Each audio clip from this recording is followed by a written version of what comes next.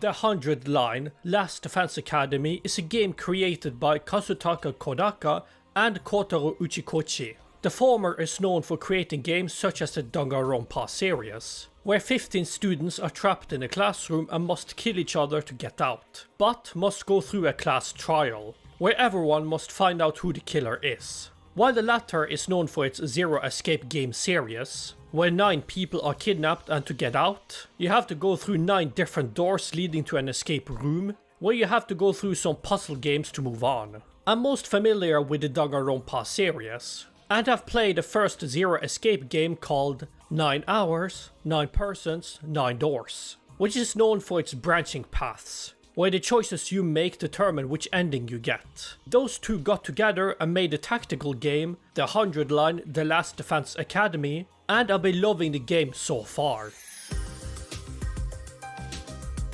The plot of the game starts off with our main protagonist Takumi Sumino and with his best friend Karuha are living a boring, mundane but a peaceful life. But all of that comes crashing down with the sound of sirens, with the residents of the TRC, or aka the Tokyo Residential Complex, finding shelter. Short bonding time later, both Takumi and Karuha attempt to leave the underground shelter, but instead Takumi falls down the stairs due to him being scared by a dog.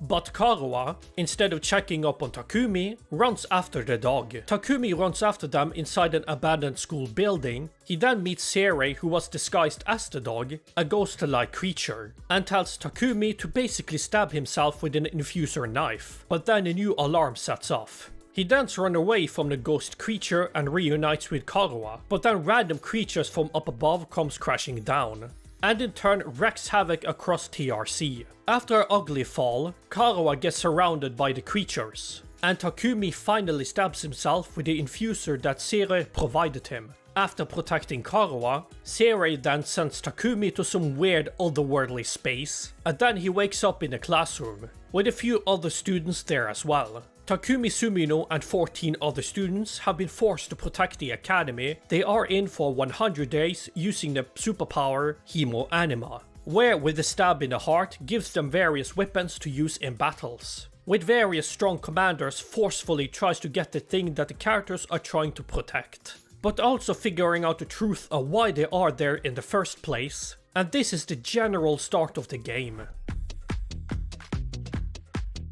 This game is a visual novel, similar to the Danganronpa and the Zero Escape series, where you talk to the different characters and learn about them. Danganronpa, better known for its whodunit mysteries, takes the 100 Line and tries something different. Instead of shooting words at other people's words, you have to stab or shoot weird colorful creatures, which is a mix between Tower Defense and the Fire Emblem games. The combat, at least in my opinion, is actually really fun. The battle works in a grid-like space, where characters have attacks that show as a grid. Some of them have support moves that either boosts attack powers, or gives them more spaces to move around the battlefield. But what makes each of them distinct is of course the character model, what the class weapon is, and so on. But also each of them has their own specialist skill. As an example, Takumi can redo the whole fight, or from the start of a wave, since the game has a wave system. Hiroko gets 1+ damage boost after taking down an enemy. Takimaru gets a shield for each grid space he moves on, and the Darumi moves changed upon getting fatigued, which is the perfect place to talk about the fatigue system. After a character has done a move, either just dashing or attacking, they will then get fatigued. What it does is that the character can only move one space at a time, but there are ways to heal from that, either by using the character's defend mode, or a unit can heal them with shots, or a character's specialist power does it for them. But doing all of that uses action points, or AP for short. The AP is consumed when a unit does any moves. The AP is not connected to a single character, but is connected to the battles as a whole. But there are ways to increase the AP, either by using a special Hemo Anima boost skill that provides extra AP, or taking down the stronger enemy units. One way to not decrease the AP is the special Hemo Anima attacks. when the voltage gain is at 100 with the maximum of 300, doing a special attack consumes 100 and can only be used by one character. After using it though, the unit will be stunned for another whole round. So during that time, they are completely defenseless. Voltage will naturally increase when you do any moves. Some will increase it more than others. But the one way to instantly get 100 voltage is to sacrifice one or multiple units. Due to story reasons, they don't permanently die, and instead will return back to the next wave. While it does give you more voltage after death, you have still one or less units available in that wave. So there's also this balancing act of having enough fighters without sacrificing too many at once. Some of the wave battles happen around the academy, meaning that there are up to 4 corners that you have to protect the shield, and the shield's health is shared as well, so you cannot sacrifice one side if you feel like it's a losing battle. But there are times where losing a battle is actually worth it, because retrying, if you accept it, will grant you full health on the barriers, but also instantly maximum voltage at the start of a retry. Similar to Danganronpa 2 specifically, Takumi can walk around the school in a 2D environment inside the school, and from there he can talk to the other side characters. Doing so is worthwhile since each has their own interesting personalities and quirks, but also levels up Takumi's different academic categories. Leveling those up will help with leveling the actual moveset the characters will use in battle, as each character has 3 different attacks or support sets, or leveling up the different traps and barriers that can be put into the battlefield without using AP.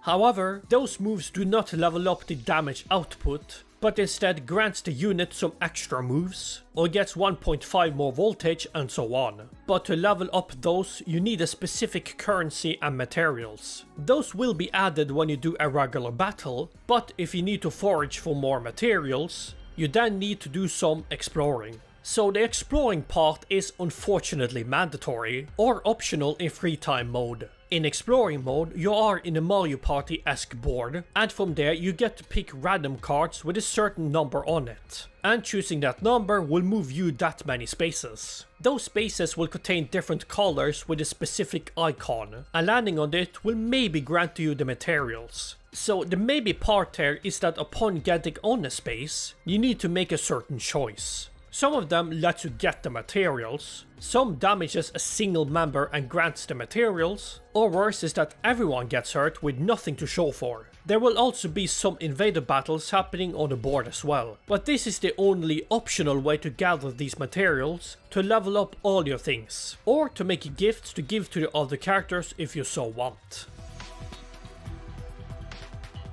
I really liked the story of the game, and it kept me invested for the in-game 100 days that is featured in the game. And I think it's due to the 100 days that helped, seeing the days go forward and getting closer and closer to the 100th day. There are also story arcs that are present surrounding some of the characters, and it made me really appreciate some of them.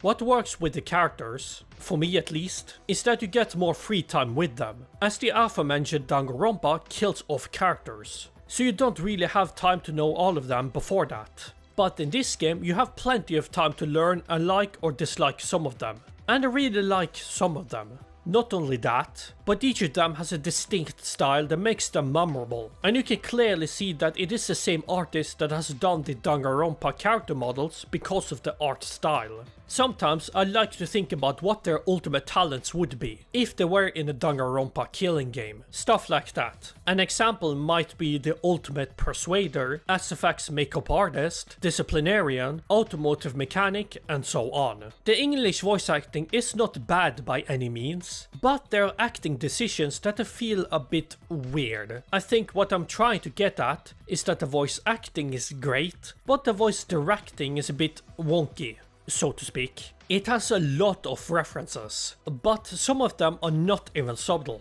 especially some of the soundtracks. Segueing into the soundtracks, I really like the OSTs made by the composer Masafumi Takada, known again for Danganronpa. I especially like the battle soundtracks, as it feels really epic and it switches on a new wave changes, and sometimes it enhances some of the desperate attempts that might happen, and especially the boss fight soundtracks. where it's all or nothing. However, I know that they want to reference some of the other works made by Kodaka, but they are not really a reference, and more so straight up a carbon copy or / remix of an existing track. Don't get me wrong, those ones are still pretty good, but it also feels like they are taking too much of Danganronpa. But this does not stop me from enjoying this game. But yeah, for my own conclusion, it is a fun and simple strategy game that is not overly complicated. Characters that are great and interesting, an amazing soundtrack, a lot of references to past games, especially Danganronpa and so on. I really recommend you to play this game. As of now, this game is only available on PC and Nintendo Switch. This was my review of the 100 line Last Defense Academy. This is Ken here, and thank you for watching.